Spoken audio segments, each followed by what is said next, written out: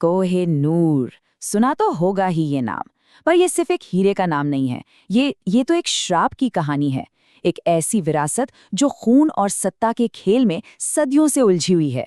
चलिए आज इसी की कहानी में थोड़ा और गहरा उतरते हैं।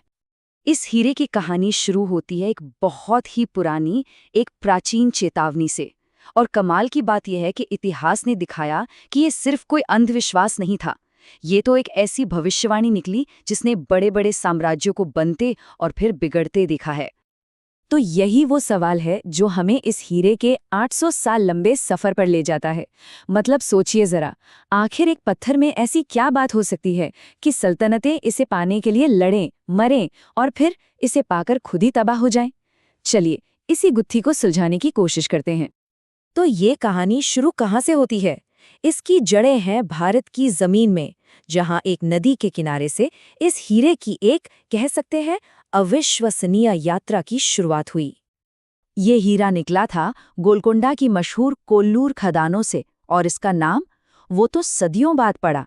हुआ ये कि जब फारसी शासक नादिर शाह ने इसे देखा तो इसकी चमक देखकर उसके मुंह से बस एक ही बात निकली, कोह-ए-नूर, जिसका मतलब है रोशनी का पहाड़। क्या खूब नाम है। जरा सोचकर देखिए, जब ये हीरा मिला था ना, तब ये 793 कैरेट का था। मतलब करीब करीब 158 ग्राम्स। आज के जमाने में तो इतना बड़ा हीरा सोचना भी मुश्किल है। इसका आकार, इसकी चमक, उस वक्त तो ये किसी चमत्कार से कम नहीं था।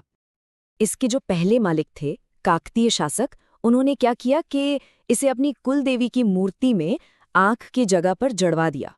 शायद उन्हें अंदाजा था कि इस पत्थर की शक्ति को संभालना कोई आसान काम नहीं होगा।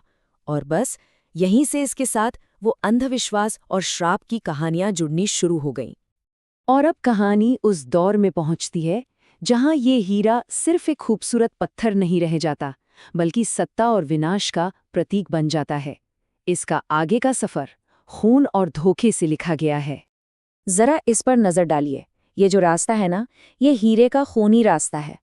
खिलजी, मुगल, फारसी, अफगानी, सिख, एक के बाद एक कहानी हर बार दोहराई गई।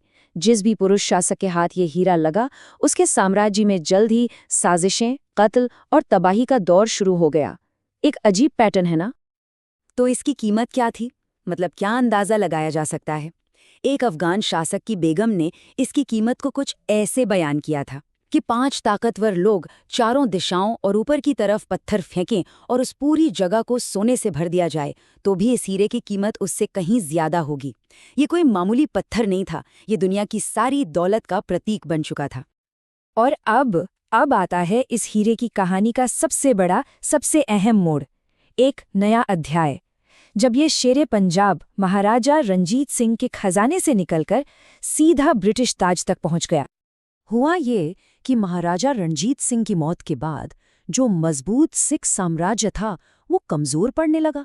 एक के बाद एक हत्याओं ने, साजिशों ने साम्राज्य को अंदर से बिल्कुल खोखला कर दिया। और सिंहासन पर कौन था? सिर्फ एक 5 साल का बच्चा, दलीप सिंह। और बस अंग्रेजों ने इसी कमजोरी का पूरा फायदा उठाया। सोचिए, एक 5 साल के बच्चे से एक ऐसी संधि पर दस्तखत करवाए गए जिसके तहत पंजाब की सबसे कीमती चीज, उनकी विरासत, उनसे छीन ली गई। भारत आज तक यही कहता है कि यह संधि दबाव में की गई थी, जबरदस्ती थी, ये कोई तोहफा नहीं था। और कहते हैं ना, श्राप पीछा नहीं छोड़ता। जैसे ही ये हीरा इंग्लैंड की जमीन पर पहुंचा, अजीब इत्तेफाक होने लगे। जिस दिन हीरा पहुंचा, ठीक उसी दिन ब्रिटिश प्रधानमंत्री रॉबर्ट पील की घोड़े से गिरकर मौत हो गई और अगले ही दिन रानी विक्टोरिया पर हमला हुआ। श्राप की कहानियां फिर से सच लगने लगी थीं। लेकिन एक और बात हुई। ब्रिटेन के लोगों को हीरे का जो ओरिजिनल भारतीय कट था वो कुछ खास पसंद नहीं आया। उन्हें लगा इसमें वो चमक नहीं है, वो स्पार्कल नहीं है। तो प्रिंस एल्बर्ट ने इसे फिर से तराशने का फैसला किया और नतीजा, ज्यादा चमक पाने के लिए हीरे ने अपना 40% से भी ज्यादा वजन और अपनी सदियों पुरानी पहचान हमेशा के लिए खो दी। तो चलिए अब आज के दौर में आते हैं जहां ये हीरा सिर्फ इतिहास की किताबों का हिस्सा नहीं है, बल्कि एक बहुत ही पेचीदा, एक मल्टीनेशनल विवाद का सेंटर पॉइंट बन चुका है। और एक दिलचस्प बात बताएं, ब्रिटिश शाही परिवार ने भी इस श्राप वाली बात को काफी गंभीरता से लिया। उन्होंने एक नियम ही बना दिया कि कोई नूर को कोई पुरुष राजा नहीं पहनेगा। ये हमेशा या तो रानी के ताज में लगेगा या फिर राजा की पत्नी जो क्वीन कंसॉर्ट होती हैं उनके ताज में।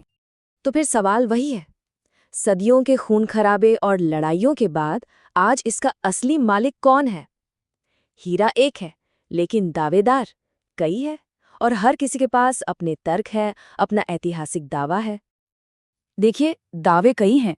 भारत का कहना है कि ये हमारी सांस्कृतिक विरासत है जो हमसे धोखे से छीनी गई। पाकिस्तान का दावा ज्योग्राफी पे है कि भाई हीरा लाहौर से गया था जो पाकिस्तान में है। अफगानिस्तान कहता है कि सिखों से पहले ये हमारे दुर्रानी साम्राज्य के पास था। और ब्रिटेन कहता है कि ये हमें एक कानूनी संधि के तहत मिला है और अब ये हमारी संपत्ति है।